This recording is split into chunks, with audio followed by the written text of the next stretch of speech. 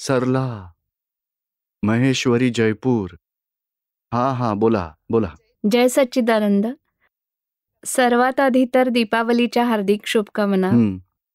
प्रश्न असा आहे की दादाजी म्हणतात की लक्ष्मी पापपुण्याच्या हिशोबाने येते. तर दीपावलीमध्ये आपण लक्ष्मीची पूजा का करतो?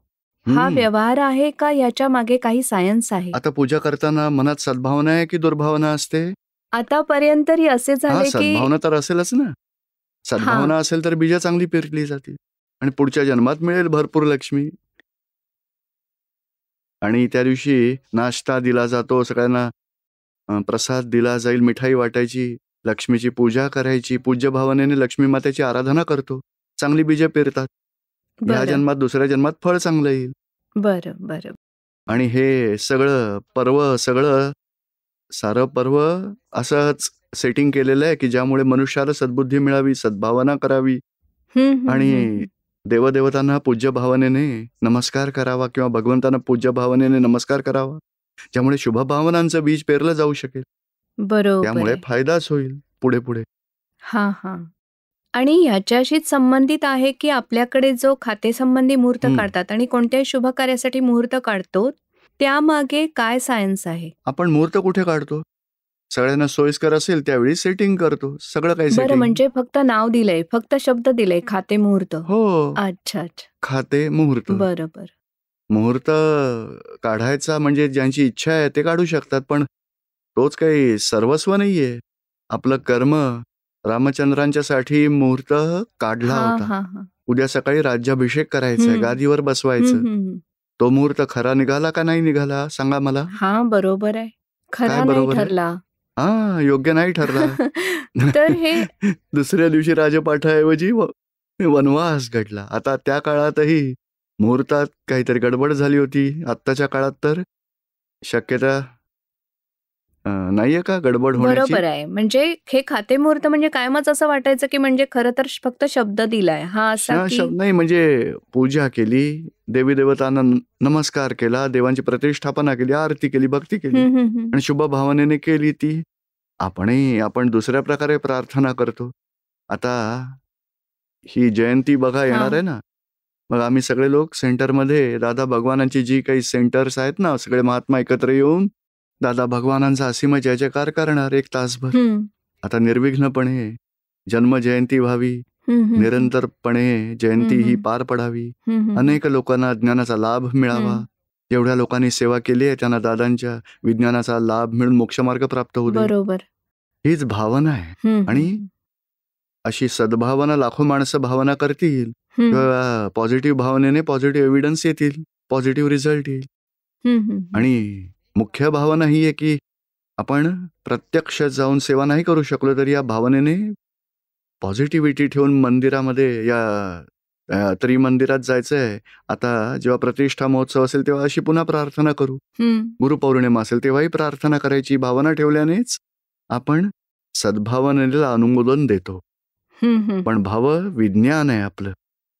क्रिया होऊ शकेल किंवा नाही होणार, पण भावना ठेवून आपण प्रार्थना करू शकलो तर चांगला रिझल्ट येईल. काही अडचणी येणार नाही, काही विघ्न येणार नाही. एकाही महात्म्याला किंचित मात्र अडचण येऊ नये.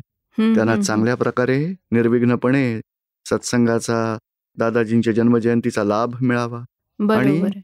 जे कोणी लोक सेवा करतात, सर्वांना दादाजींचं ज्ञान प्राप्त व्हावं, आराधना करायला मिळावी, मोक्षमार्गावर पुढे जावं आणि कोणाला नुकसान हे मोठमोठे मांडव असतात, कधी पडतात, त्यामुळे कुणाचं नुकसान होऊ नये.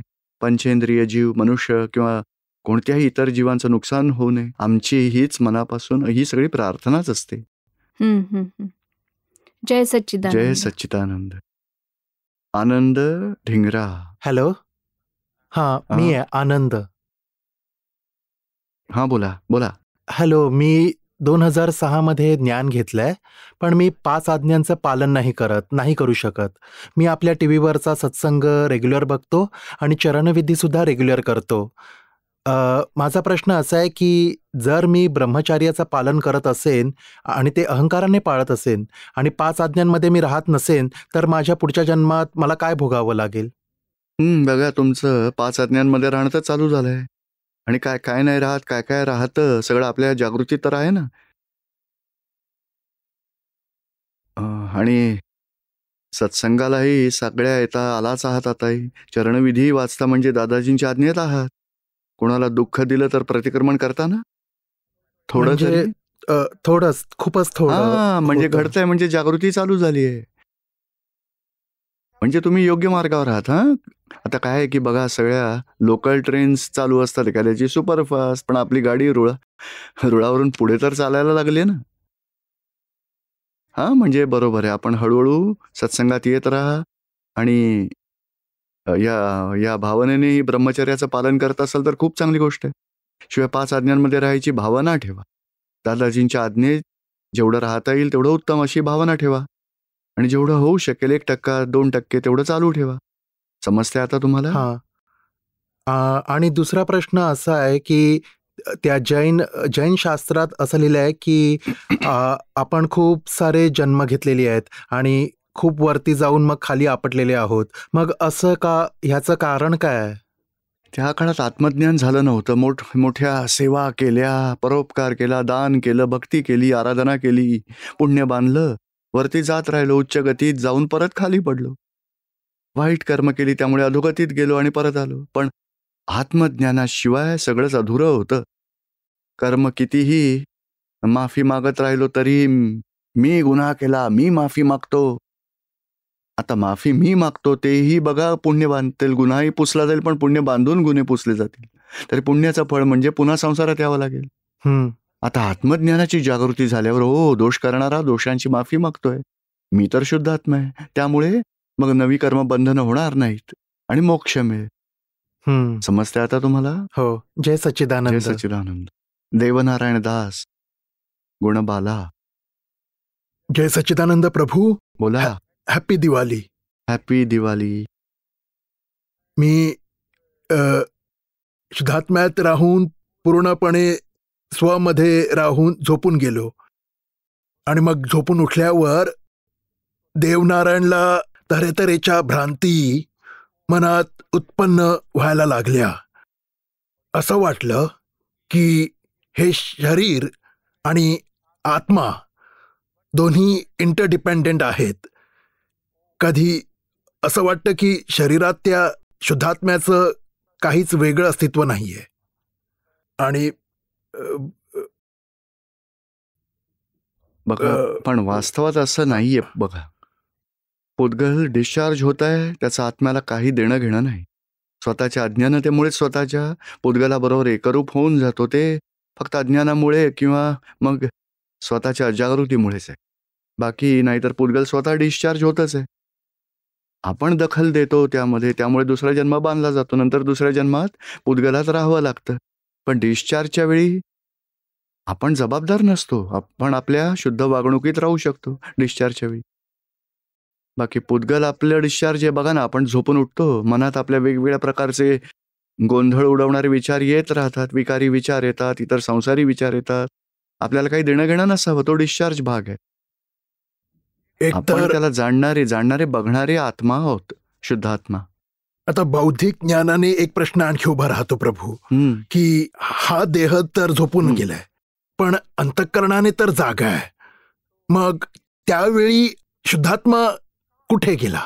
अंतःकरण ही डिस्चार्जचाच पार्ट आहे. ते सुद्धा हळूहळू निद्रिस्त होतं, कारण अहंकाराने सही केली आहे की आता झोपून जायचंय.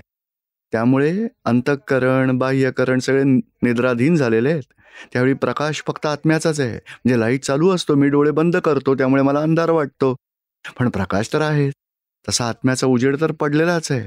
जेव्हा अंतरंगातली निद्रावस्था संपायला लागते, थोडी थोडी अर्धजागृती येते, अर्ध सुप्तावस्था असते, त्यावेळी भगवंतांचा प्रकाश तर चालूच आहे. अशा वेळी त्वरित स्वतःला समजतं की वाईट विचार आलेत, चांगले विचार आलेत, आता झोप उडायला लागली, आता जरा जागृती आली, पण तरी पूर्णपणे झोप गेलेली नाहीये. आता जरा उठायचंय, पण थोडा आळस येतोय. सगळी आतून जागृती ही सुरूच होते बघा, कारण भगवंतांचा प्रकाश अविरत पडत आहे, तो बंद नाही झाला.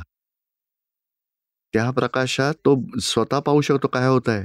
म्हणजे झोपणारा तो डिस्चार्ज पार्ट आहे, तो आवरणाने झाकलेला आहे, तो आवरण फळ देत आहे, ते निद्रा येते. मग समजा खिडक्या बंद झाल्या तर याचा अर्थ असा नाही की घरात उजेडच नाहीये. समजलं का आता तुम्हाला? होय, जय सच्चिदानंद. गुणबाला सोनल. हा, गुणबाला गुणबाला. बोला. कविता यादव. बोला. नाही, गुणबाला ना? बोला. पूज्यश्री, माझा प्रश्न असा होता की कोणतेही कार्य पार पडण्यासाठी 4 गोष्टींची आवश्यकता असते: द्रव्य, क्षेत्र, काळ आणि भाव. आता द्रव्य कर्मात तर ऑलरेडी भाव तर मागील जन्माचे आलेले आहेत. मग हम्म. आता जे वेगळे भाव लिहिले जातील ते आता ह्या जन्मातले भाव असतात का? वेगळे असे वाटतात, पण ते खरं तर वेगळे नाहीयेत. ते पूर्वजन्मातले आहेत. ते क्षेत्र मिळतं, ते द्रव्य भावात आहेत बघा. आणि द्रव्य उदयास येतं, द्वेषाचं असेल, मोहाचं असेल, कपटीपणाचं असेल, आग्रहीपणाचं असेल, त्या द्रव्यामधूनच भाव जोडलेला असतो.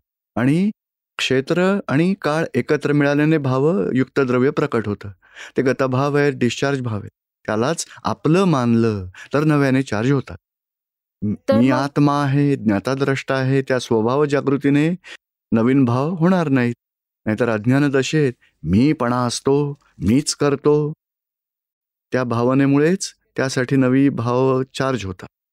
तर भावकर्म म्हणतात त्यालाच. म्हणजे जे द्रव्यात जे भाव आहेत तेच आता डिस्चार्ज मध्ये वेगळे असतील. ते डिस्चार्ज मधलेच आहेत. बरं. तर मग पूज्यश्री, जे आपण म्हणतो की आपण पॉझिटिव्ह राहावे, तर पॉझिटिव्ह एव्हिडन्स येतील, पॉझिटिव्ह रिझल्ट येतील, तर मग कुठे इथे 4 मध्ये बसेल? ते गुणबालाचे जे निगेटिव्ह भाव आहेत ना, त्यांच्या समोर आपण प्रज्ञेमुळे अशी जागृती ठेवू शकतो की गुणबाला चल पॉझिटिव्ह भाव ठेव, शक्ती माग. त्यामुळे ते नवं सुधारण्यास आता तुम्ही तर शुद्धात्मा बनून गुणबालाला हे सांगता, तेव्हा डिस्चार्ज भावनेचंच प्रतिक्रमण करता. अज्ञान दशेतला मीच सुधारत असतो, मीच पॉझिटिव्ह राहत असतो आणि चार्ज करत असतो. त्यामुळे आपण डिस्चार्जला भागाकार करतो. हे वाईट भाव आहेत, बरं. म्हणजे पॉझिटिव्ह भावनेने त्याला न्यूट्रल करतो. बरं. पूज्यश्री, एक प्रश्न आणखी आहे की आताच मी एका एनर्जायझर मध्ये ऐकलं होतं की पूज्य निरुमांनी म्हटलं होतं की काही लोक संसारात एखाद्या गोष्टीच्या प्राप्तीसाठी त्याला आपले ध्येय बनवतात आणि त्यात साऱ्या आपल्या पुण्याचा वापर करतात. पण जो रिझल्ट असतो तो व्यवस्थितच्या हिशोबानेच येतो आणि त्यात ते कित्येकदा बाधा आणतात, मान्यता वापरतात. म्हणजे काय आपल्याला असे आपले पुण्य वापरण्याची मुभा असते? नाही, ते पुण्य, त्यामुळे नवी कॉजेस बिघडतात. होणार असतं ते पुण्याच्या अधीन आहे. त्यामुळे बाधा आणल्या जातात. असं नाही करायचं, असंच करायला हवं, हे भगवान मला याची प्राप्ती व्हावी, म्हणजे नवीन भावना बिघडवून पुढच्या जन्मासाठी हिशोब बांधतात. आपण नवे भाव बिघडवायचे नाहीत. जे व्यवस्थित म्हणून येईल फाईल 1 साठी ते पाहायचं, जाणायचं, वेगळं राहायचं. जेव्हा आपल्या पुण्याचं फळ मिळत असतं आणि नव्याने भाव बिघडवले तर पुढच्या जन्मासाठी हिशोब बांधला जातो. पण पुण्य वापरले जर नाही त्याने, म्हणजे वापरलं म्हणजे काय? त्याच्या भावनेने भाव तसा केला. बघा, एक वाईट काम करायला जातो, कोणाला कळू नये, मी पकडला गेलो तर मला बस पकडला जाऊ नये, मला हे वाईट असलं तरी काम पूर्ण करायचंय, मजा करायची. आता अशावेळी त्याचे भाव बिघडतात आणि तो पाप कर्म बांधतो आणि त्याच्यातली माणुसकी तो गमावून बसतो बघा. नाहीतर माणूस आहे की म्हणून चांगली भावना आहे, पण त्यावेळी काय भाव येतात, तर ह्यावेळी मी पकडला जाऊ नये आणि मला ह्याचा उपभोग घेताना मजा घ्यावी मी, म्हणजे भाव बिघडवले त्याने.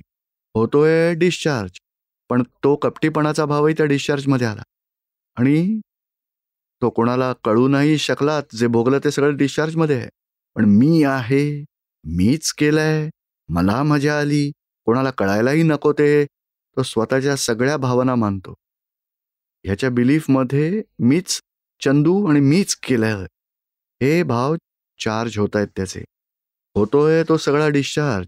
कपट केलं, उपभोग घेतला, कुणाला काही कळूही दिलं नाही आणि मी केलाय हा भाव त्याच्यातून अजिबात जात नाही. मीच चंदू आहे, मीच केलंय, अशा प्रकारचे भाव केले आणि त्याच प्रकारचे बीज पुढच्या जन्मासाठी टाकतो. समजलं का जय आता? सच्चिदानंद. पूज्यश्री, एक प्रश्न आणखी होता, विचारू का? पूज्यश्री, एक डाऊट येतो, म्हणजे समजा 2 व्यक्ती आहेत आणि त्यांची द्रव्यकर्म एक्झॅक्टली आयडेंटिकली आहेत, म्हणजे हायपोथेटिकली सिच्युएशन आहे आणि आता समजा ज्ञान सुद्धा बरोबरच घेत आहेत, पण एक व्यक्ती आहे जिचा पुरुषार्थ खूपच उच्च लेवलचा आहे आणि एक व्यक्ती म्हणजे 5 आज्ञा कमी फॉलो करते. आता काही वर्षानंतर आपण बघितलं तर आपल्याला त्यांच्या फाईल 1च्या पॅरामीटर्समध्ये आपल्याला काय फरक सापडेल? म्हणजे त्या गोष्टीबाबत जरा साशंकता वाटते.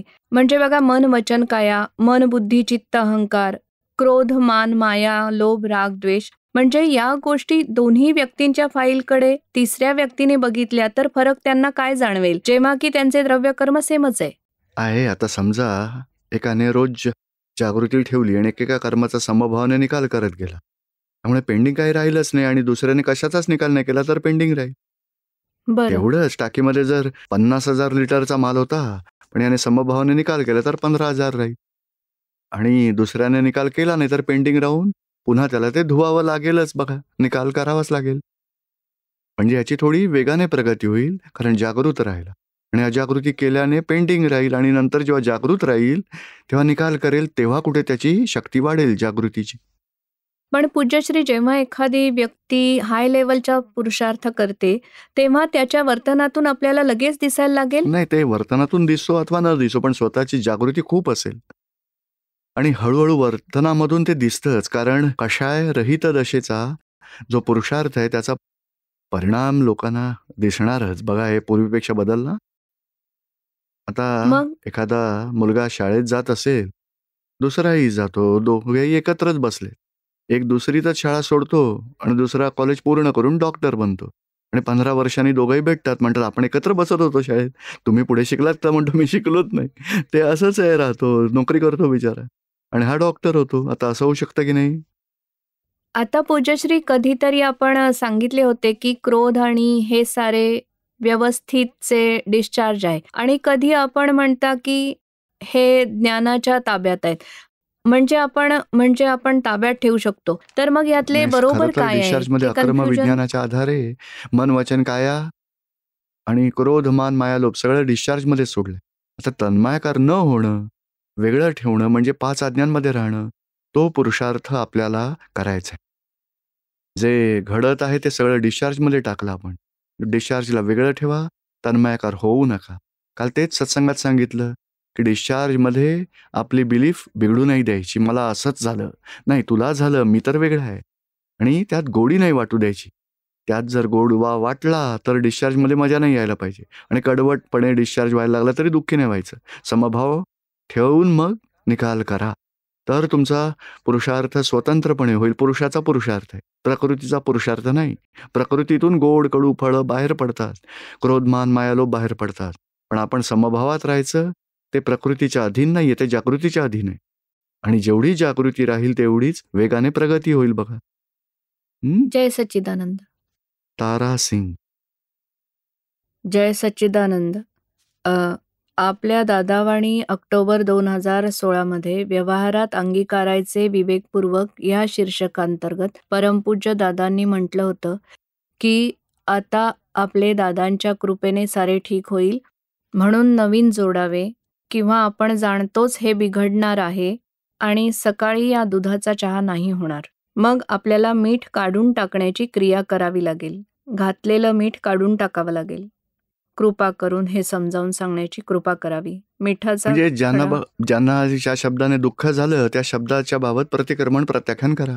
आणि प्रत्यक्ष कधी शक्य असेल, मी आपल्याला तसे शब्द बोलून खूप दुःख दिलं, माझी चूक झाली, असे शब्द वापरून मी तुम्हाला बोलायला नको होतं, तुमचा व्यवहार चांगला आहे, माझ्या आग्रहामुळे तुम्हाला त्रास, म्हणजे आपण प्रत्याख्यान अशा प्रकारे आपण आपल्या चुकांकडे बघायला हवं. होय, म्हणजे मिठाचा खडा काढून टाकण्याचा नाही अर्थ नाही, आपल्या चुका, प्रतिक्रमण. जो शब्द किंवा जो व्यवहार किंवा ज्या क्रियेमुळे त्यांना दुःख दिलं त्यांच्याच समोर बरं. माफी मागायची. आणि कधी खूपच भारी दुःख झालं असेल तर मी खूपच मूर्ख आहे, माझ्याकडून खूप चुका झाल्या, तुमचा काहीच दोष नाही, तुमचा व्यवहार तर चांगलाच होता, माझ्याच मुळे, असं म्हणून आपण आपल्या चुकांचा खूप खूप पश्चाताप केला, किंवा आपल्या चुकांची आपल्याला खूपच शरम वाटते असं होय, त्यांना सांगितलं, माफी मागितली. किंवा त्यांना वाटेल की बघा आता तुम्हाला पश्चाताप होतोय, ठीक आहे, चला आपण माफ करू. पूज्यश्री, एक आणखी विचारायचं म्हणजे बघा, मी इथे एकटी राहते, तारा इथे एकटी राहते, म्हणजे ATPL मध्ये, आणि बाकीच्या ज्या फाईल्स आहेत त्या दूर आहेत, ज्या काही चिकट फाईल्स आहेत दूर आहेत. तर म्हणजे त्यामुळे भांडणं किंवा काही असते तर व्हायला नकोय. म्हणजे हे कर्म भरलेला माल हे सारे कसे बाहेर पडणार, काय होईल ते होईल याचे? तेव्हा बघता येईल. आता तर काही नाही असं समजा, संपलं, काही घडत नाही असं मानणं ठीक आहे. हा. स्वल्प विराम ठेवा, पूर्णविराम नको. बरोबर. कारण संयोग जेव्हा जुळतील हां, तेव्हा हां. आताचंच बघा ना, आता दुसरंही घडू शकेल की तुम्हाला कधी आठवण येईल त्या लोकांची. काही व्यवहार इथला बघितला की तिकडची आठवण येईल. त्या तर हं, असं करत होत्या, त्या तर कोणाचं ऐकत नव्हत्या. हं, हे दादा भगवान समभावाने निकाल करायचे असं इथे बसल्या बसल्या त्यांची हं, आठवण येईल. म्हणजे आठवणी ही अशी भावना आहे, आपली काही रागद्वेष बाकी आहेत हं. त्याचा पुरावा. कोणतेही रागद्वेष असतील तर आठवणी येतात. पण आठवण येत नाही, विस्मृतीत आपण जातो, मग शुद्धात्मा बघतो हां. आणि त्यांनाही आपल्याबद्दल प्रेम वाटतं, तर आपण सुटलो. दूर म्हणजे आपल्यातला शुद्धात्मा जर जवळ असेल, तर काही ना काही अर्थ याला येतोच. मग ते पेंडिंग ठेवायचं आपण. होय. आणि निरंतर शुद्धात्म्याच्या जागृतीत राहीन आणि चिकट फाईल्समध्ये शुद्धात्मा बघीन, अशी कृपा करून असा आशीर्वाद देण्याची कृपा करावी. जय सच्चिदानंद. कविता यादव. जय सच्चिदानंद पूज्यश्री. बोला. पूज्यश्री, नव्या वर्षात आम्ही दादांकडे कोणती शक्ती मागावी ज्यामुळे भूतकाळातल्या चुका रिपीट होणार नाहीत?